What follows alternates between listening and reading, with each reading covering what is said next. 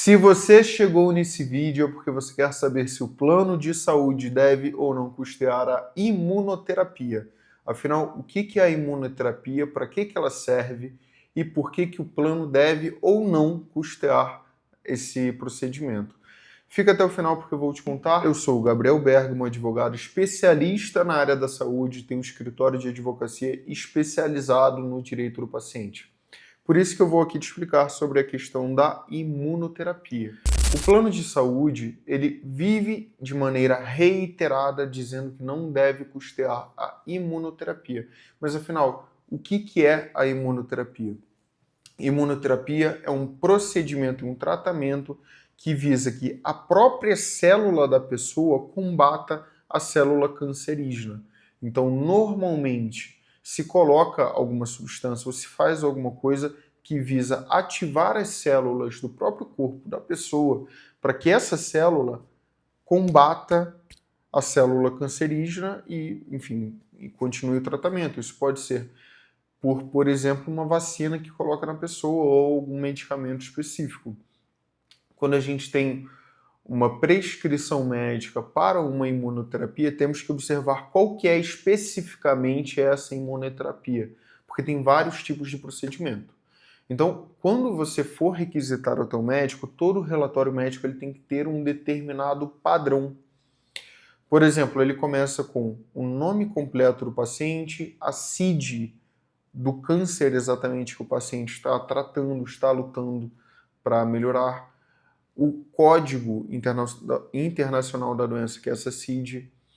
Depois vai ter que ter a informação do qual que foi o tratamento que o paciente tentou anteriormente, se for o caso, qual que é o tratamento indicado agora, referências bibliográficas do porquê que esse é o tratamento melhor indicado agora no quadro clínico do paciente e também se é um caso de urgência ou emergência. O que significa essa urgência ou emergência? Significa basicamente se o paciente ele pode ou não esperar pelo tratamento até uma eventual decisão ao final do processo. Não só isso, mas no âmbito do direito é nesse sentido que a gente trabalha.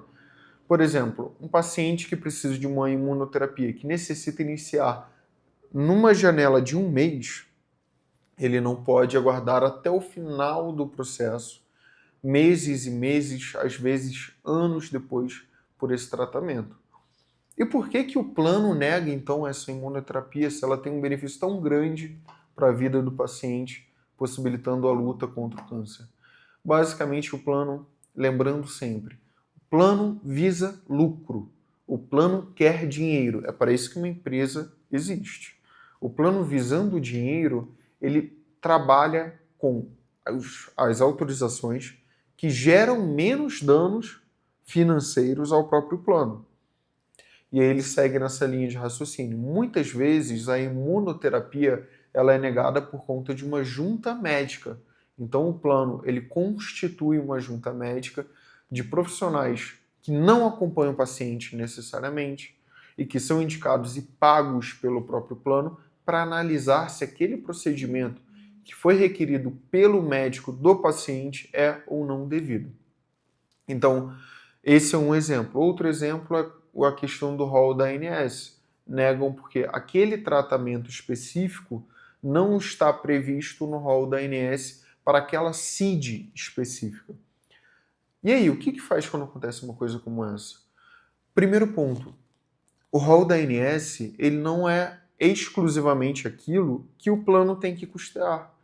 Qualquer demanda na área da saúde, qualquer tratamento na área da saúde em que o paciente necessite e que possua evidências médicas, evidências científicas médicas da eficácia desse tratamento, o plano tem que custear. Isso está na lei que rege os planos de saúde, a Lei 9656.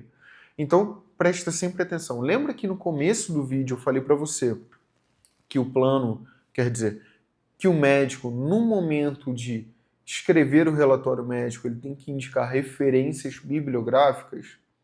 É para isso. Para a gente comprovar a eficácia do medicamento, do tratamento, da vacina, justamente para tentar negar uma negativa, para tentar evitar uma negativa administrativa do plano de saúde. Então, é basicamente isso. Gabriel, eu fiz o requerimento para o plano e o plano negou. O que eu devo fazer? Primeira coisa, qualquer negativa, qualquer comunicação que você tenha com o plano, e não só com o plano, com qualquer empresa, pede por escrito. Fala para o plano, ok, vocês negaram, mas eu quero por escrito e fundamentado por que vocês negaram. Com essa informação, tu vai para o teu médico e retorna para ele e fala, doutor, eu quero que você analise essa justificativa. Se for uma justificativa com base nas referências bibliográficas, com base na medicina baseada em evidências, pede para o teu médico verificar se ele tem algum outro estudo clínico que vai basear o requerimento. Se ele, por acaso, não tiver, o que você deve fazer? Buscar um advogado especialista na área da saúde.